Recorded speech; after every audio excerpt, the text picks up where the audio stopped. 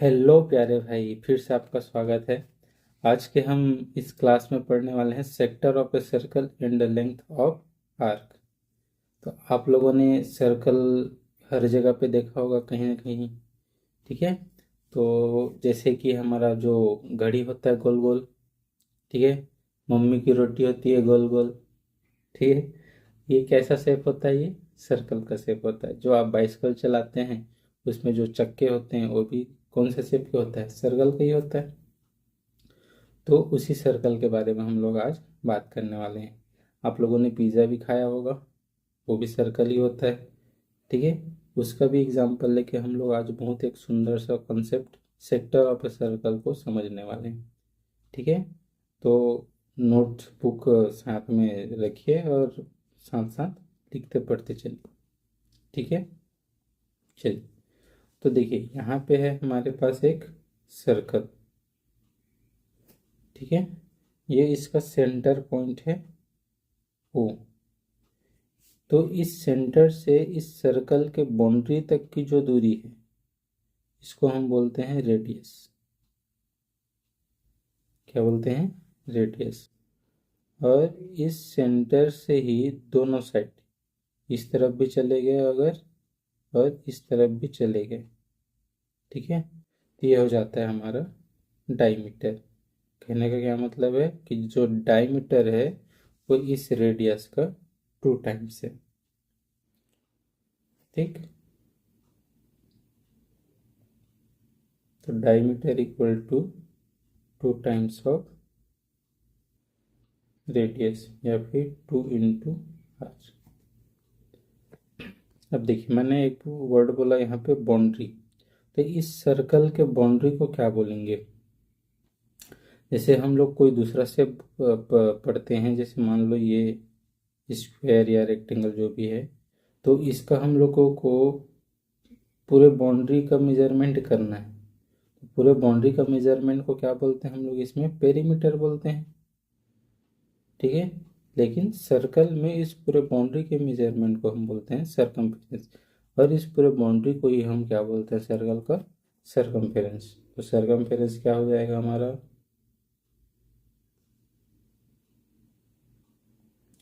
Circumference हो जाएगा 2 pi are.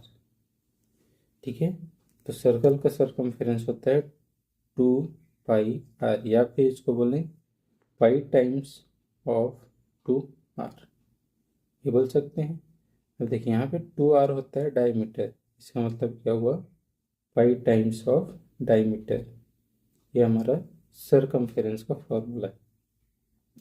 अगर प्रॉब्लम में रेडियस दिए रहेगा तो हमको ये फॉर्मूला यूज करना है। डायमीटर दिए रहेगा तो ये फॉर्मूला यूज करना है। ये नहीं कि डायमीटर दिया तो पहले रेडियस निकालो फिर 2 पाई आर लगाओ, नहीं, सीधा डायरेक्ट फॉर्मूला लगाइए पाई डी। ठीक है। चलिए अब इसके एरिया का बात करते हैं। ठीक है। चलिए सपोज हम लोगों ने एक कोई सर्कल लिया है जिसका सेंटर वो है। ठीक। और इस पे हम लोग रेगुलर पॉलीगॉन ड्रॉ कर रहे हैं जो इंस्क्राइब्ड है इस सर्कल के, जिसका साइड है इनसाइड। ठीक है। Inside of polygon inscribed inside the circle। ठीक। तो इस सर्कल में n नंबर ऑफ साइड्स के पॉलीगॉन इंस्क्राइब्ड हैं। तो देखिए ये जो पॉलीगॉन का ये जो साइड है ये पूरे बाउंड्री पे है ना? कुछ इस प्रकार से देखिए, ये ऐसे पूरे बाउंड्री पे जा रहे हैं, ये पूरे बाउंड्री पे टच है कुछ इस प्रकार से, ऐसे कर। तो यही जो एन साइड, ये जो साइड है उसका नंबर है एन साइड। तो देखिए इस साइड के वर्टेक्स से हम सेंटर पे ड्रॉ करते हैं तो ये रेडियस होगा, क्योंकि इसका जो वर्टेक्स है वो तो सर्कल के बाउंड्री पे है। ठीक उसी तरीके से दूसरे वर्टेक्स से हम सेंटर पर लाइन ड्रॉ करते हैं, वो भी क्या हो जाएगा, हमारा रेडियस ही होगा। तो अगर आप देख पा रहे होंगे, ये ओ से ये पी, एक मिनट, ये ओ से ये पी और ये क्यू, ये क्या बन गया, ट्रायंगल बन गया, है ना। ये क्या बन गया, ट्रायंगल बन गया, जिसका हाइट हमको ये दिया हुआ है, जो हाइट है वो परपेंडिकुलर है। ठीक है। तो देखिए अब इसका जो ट्रायंगल है ना, जो ट्रायंगल है ओ पी क्यू, इसका मेरे को एरिया निकालना है। तो क्या कैसे निकलता है एरिया ट्रायंगल का, half base, base into height होता है। यहाँ पे देखिए बेस क्या है, पी क्यू, बेस हमारा पी क्यू, और हाइट क्या है, perpendicular distance from centre to side, perpendicular distance लिखते हैं।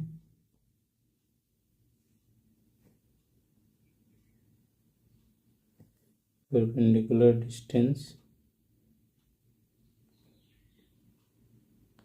From centre to side. ठीक, इस साइड से परपेंडिकुलर डिस्टेंस को ही हम हाइट बोलते हैं। ठीक, देखिए तो यहाँ पे जब हम n साइड के पॉलीगॉन बना रहे हैं तो n नंबर ऑफ ट्रायंगल्स बनेंगे। जी सर, बिल्कुल बनेंगे। तो n नंबर ऑफ ट्रायंगल्स के लिए क्या हो जाएगा फिर, n into half of P Q, n number of triangle, P Q into perpendicular distance.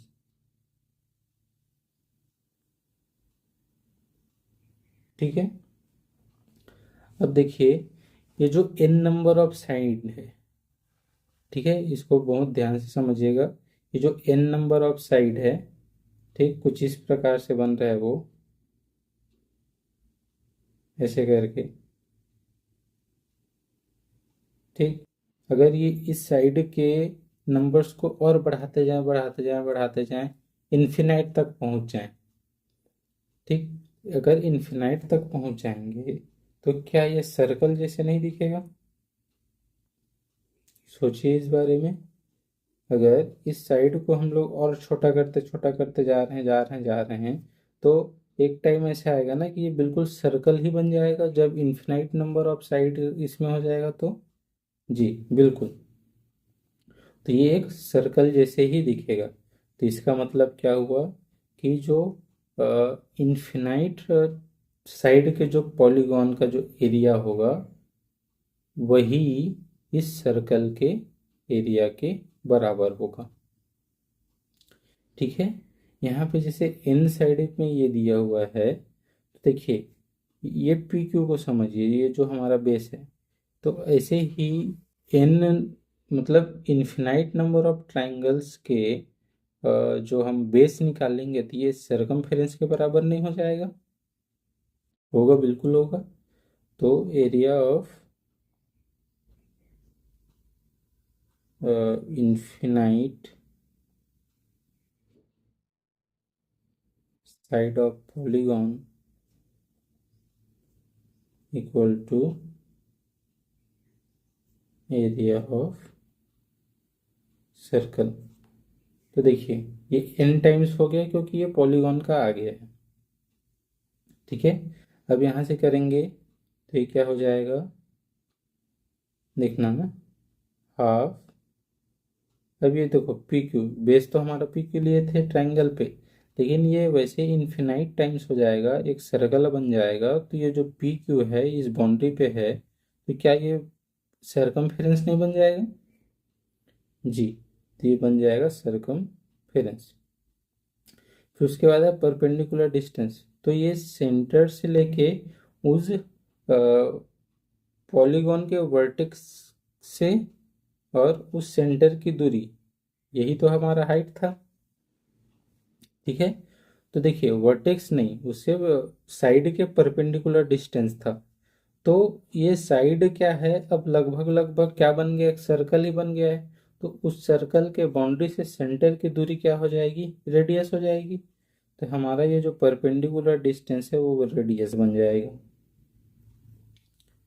ठीक है, तो हमको क्या मिल गया, एरिया ऑफ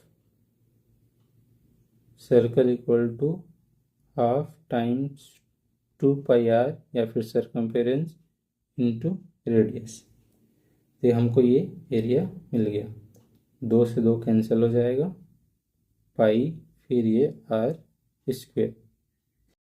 तो देखिए ये एरिया ऑफ सर्कल का फॉर्मूला हमको मिल गया। तो अभी तक हम लोगों ने देखा डायमीटर, डायमीटर होता है 2r, सरकमफेरेंस होता है 2 पाई आर, और एरिया होता है पाई आर स्क्वेयर। ठीक है, चलिए अब आगे बढ़ते हैं।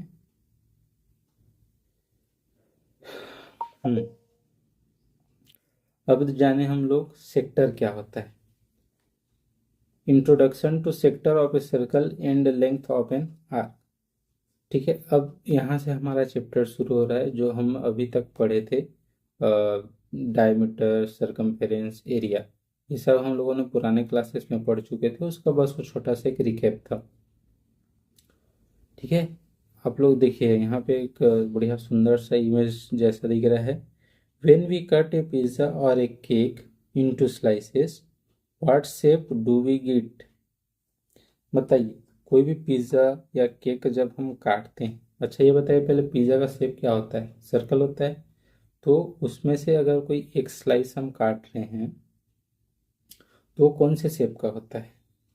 देखिए यहाँ पे पिक्चर में पिज्ज़ा, होल पिज़्ज़ा ऐसे दिख रहा है, फिर इसको हम लोगों ने स्लाइसेस में काटा। ठीक है, फिर उसको देखिए एक स्लाइस को हम लोगों ने लिया यहाँ पे, तो ये एक स्लाइस कैसा दिख रहा है, वी गेट ट्राइंगल। यहाँ पे ट्राइंगल जैसा शेप हमको मिल रहा है।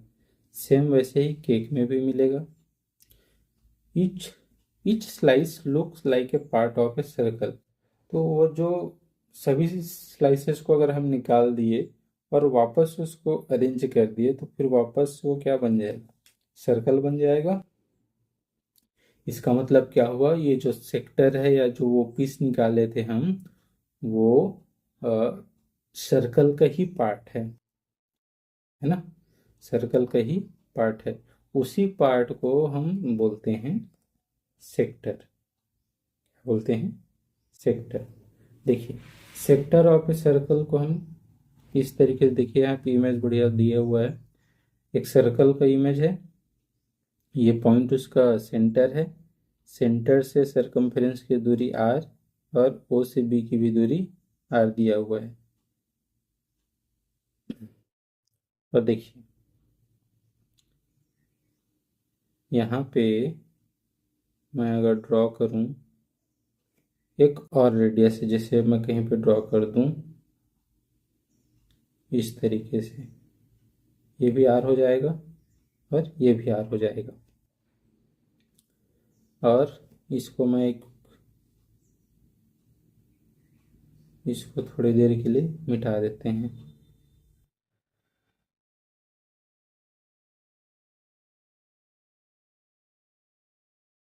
चलिए यहाँ पे हम लोगों ने देखा कि ये जो दो रेडियस, मतलब सर्कल में दो रेडियस के अंदर की जो पार्ट होता है ना सर्कल का, उसी को हम लोग क्या बोलते हैं, सेक्टर बोलते हैं।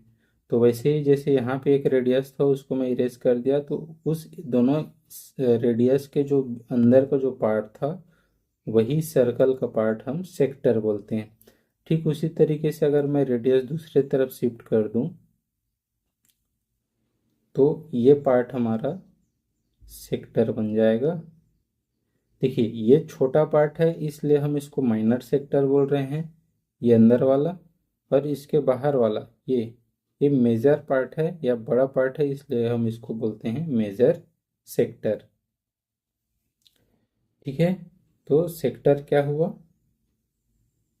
कोई सर्कल लिए, पॉइंट लिए, उसका सेंटर पॉइंट, फिर रेडियस आर डिस्टेंस पे है, रेडियस आर है। तो ये देखिए, ये जो एक, अगर ये पिज़्ज़ा है तो ये एक स्लाइस हुआ ना उसका, तो इसी स्लाइस को ही हम सेक्टर बोलते हैं। इसको डिफाइन कैसे करेंगे? Sector is the part of circle enclosed in enclosed between two radius. देखिए यहाँ पे ये रेडियस है, ये रेडियस है, इन दोनों के बीच में ये जो पार्ट है यही हमारा क्या है? सेक्टर है। जैसे इसको मैं काट के अलग कर दिया, ठीक है, ये छोटा पार्ट था इसलिए माइनर सेक्टर, और ये बड़ा पार्ट है इसलिए ये मेजर सेक्टर। देखिए, तो अब ये जो सरकमफेरेंस है, ठीक है, तो ये जो छोटा, देखिए यहाँ से लेके यहाँ तक की ये जो दूरी है ये है माइनर आर्क, माइनर आर्क। और ये जो बड़ा वाला है, ये जो बाकी सर्कल का पार्ट, इसको बोलते हैं हम मेजर आर्क।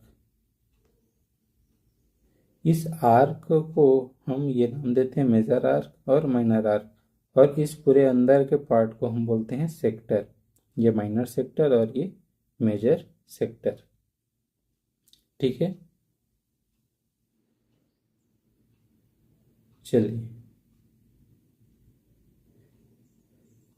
अब क्या करते हैं, इस सेक्टर का एरिया अगर हमको निकालना है, ठीक है, तो इस सेक्टर का एरिया हमको कैसे निकालेंगे, ये हम लोग आज ही करेंगे, कल करते। चलिए एरिया निकाल के देख लेते हैं। तो बताओ पूरे सर्कल का एरिया क्या होता है? अभी हम लोगों ने पढ़ा है पूरे सर्कल का एरिया होता है पाई आर स्क्वायर, ये होता है। तो देखिए ये तो पूरा एक सर्कल ही है ना, पूरा एक सर्कल है तो उसका एरिया होता है पाई आर स्क्वायर।